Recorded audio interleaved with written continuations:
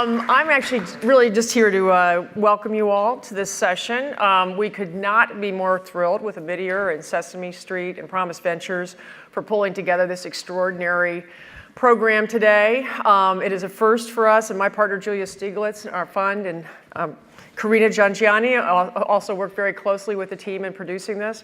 And early on, actually, the first year we had move over, sorry. Yeah, it's the Klieg lights. I was trying to stay out of the Klieg lights. The first year we actually we have a women's lunch on Monday, and we gave a Lifetime Achievement Award to Marguerite Kondracki. And Marguerite, so in the very first year that we did it, we gave an award to an early childhood pioneer. Marguerite was one of the co-founders of Bright Horizons, and actually another one of the co-founders, Roger Brown, will be here tomorrow talking about his latest gig, which is the Berklee Music School, which is fascinating. But we knew from the very beginning of starting the summit 10 years ago how critically important early childhood was. Our frustration was we just didn't see enough, and we're an innovation conference, and we're not a research conference, we're an innovation conference, and our frustration was we didn't find enough innovative things happening in the early childhood space. It was completely obvious, as Michael talked about last night, that investment in early childhood is the absolutely most important thing we could do is in the formative years of anyone's life. But we were frustrated. We actually had some program probably 3 or 4 years into the summit around early childhood. It did not get an enthusiastic reception. So we basically tabled it and began to talk to really Amidier and Promise last year as we began to see these waves of innovation coming into the early childhood sector with great excitement and enthusiasm. So we are thrilled that this is a full room of people wanting to hear about innovation in the early childhood space. We think it is a long overdue development in our program. We actually hope to make it a larger part of our program next year. So if you really love it, let us know, and we'll expand it beyond half day. We'll put it into more. So thank you all so much for being here, for actually showing how critically important this space is, and thanks for all the pioneers here between Amidier and Promise and Sesame Street for the original innovator, actually, in the early childhood space. Thank you all for making this already a success. So thanks so much.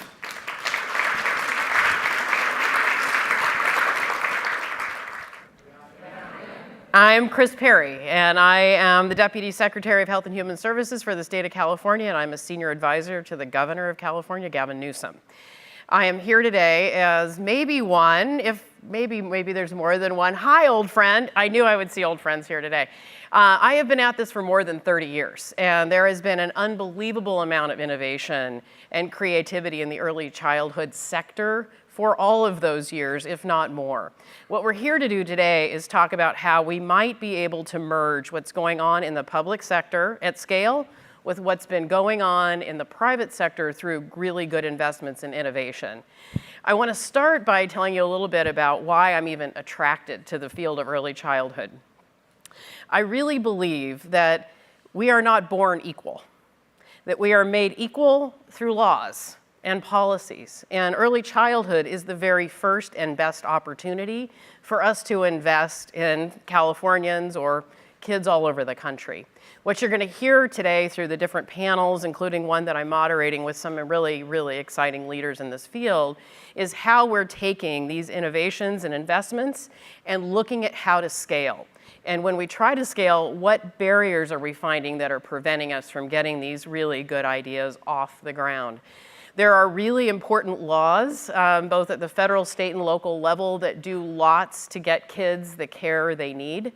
One of the reasons I'm most proud to be a part of the governor's administration, and I hope if for anybody who's a Californian, you should be very, very proud of the fact that the highest ranking official, public official in this state, ran his campaign almost entirely by saying that he was going to invest in the very youngest kids not even born yet in California.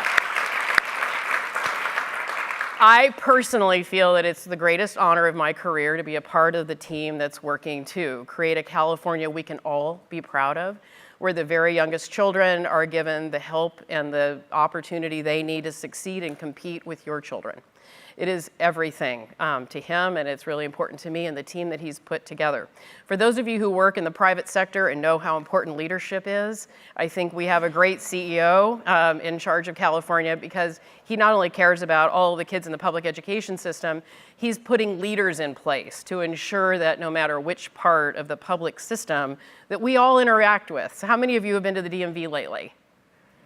Okay, I guess nobody has to go to the DMV. There are lots of problems across government, but where we're going to do the most, I think, is around early childhood, and that is because proof of concept is done.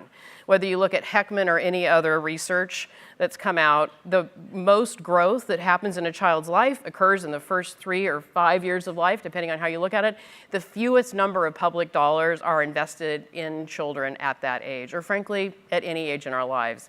So without further ado, I think we should get started, but I want to be sure that you're keeping in mind all of the innovation that's going on across the country and around the world is only going to make the greatest impact if we can figure out how to intersect it with what's going on in the public system around public education for the youngest children. Thanks.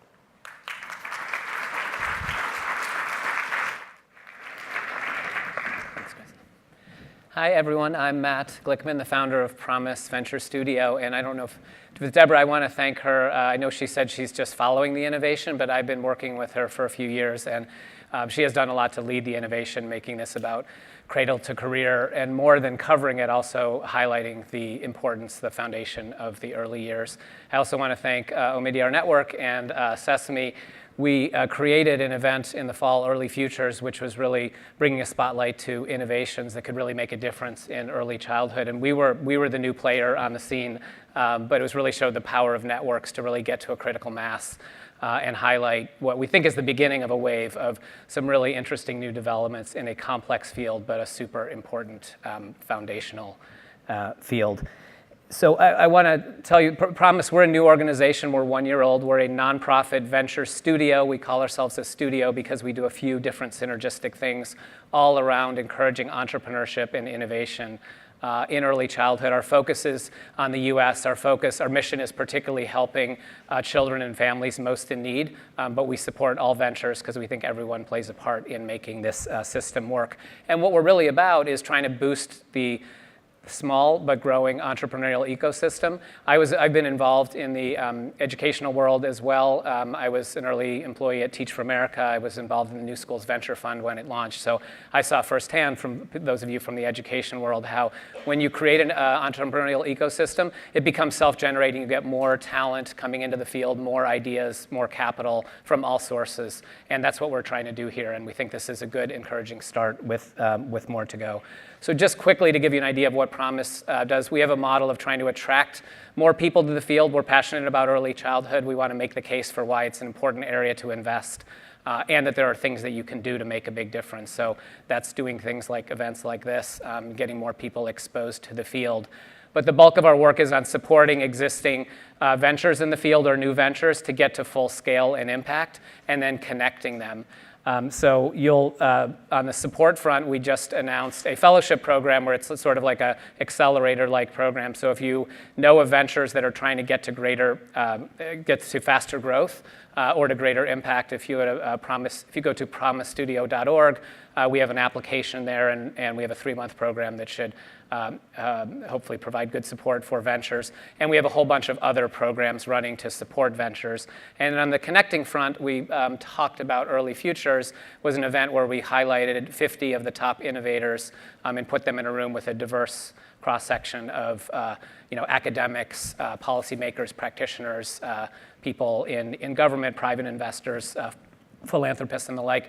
And we were going to continue that in this fall with virtual events where we can attract more people and get to a critical mass of all of the innovators and all of the investors. And we support both for-profits and nonprofits, get a critical mass of both of them to ensure that the right ideas get the right attention and get the right support. So look for more of those, and we hope that you will all join us in some of those.